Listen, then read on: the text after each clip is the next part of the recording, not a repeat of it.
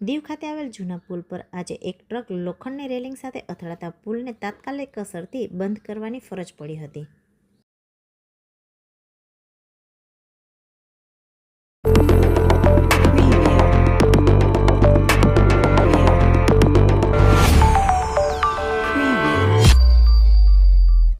કેન્દ્રશાસિત પ્રદેશ દીવ ખાતે પુલમાં લગાડવામાં આવેલ લોખંડની રેલિંગ સાથે એક ટ્રક અથડાતા પુલને બંધ કરવામાં આવ્યો હતો.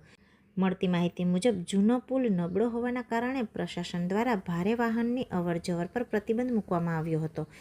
તે માટે પુલના પ્રવેશદ્વાર પર ચોરસ લોખંડની રેલિંગ લગાડવામાં આવી હતી, જેથી મોટા વાહનો પુલ પરથી પસાર ન થઈ શકે. આજે બપોરના સમયે એક ટ્રક આ લોખંડની રેલિંગ સાથે અથડાતા રેલિંગને નુકસાન પહોંચ્યું હતું અને આ લોખંડની રેલિંગ વાંકી વળી ગઈ હતી. ઘટનાને પગલે સલામતીના ભાગરૂપે જૂના પુલને તાત્કાલિક બંધ કરવામાં આવ્યો હતો. ઘટનાની જાણ થતાં પોલીસ તાત્કાલિક સ્થળ પર પહોંચી હતી અને ટ્રક તેમજ તેના ડ્રાઈવરને પોલીસ સ્ટેશન લઈ જવામાં આવ્યા હતા. પોલીસે સમગ્ર મામલે આગળની કાર્યવાહી હાથ ધરી હતી.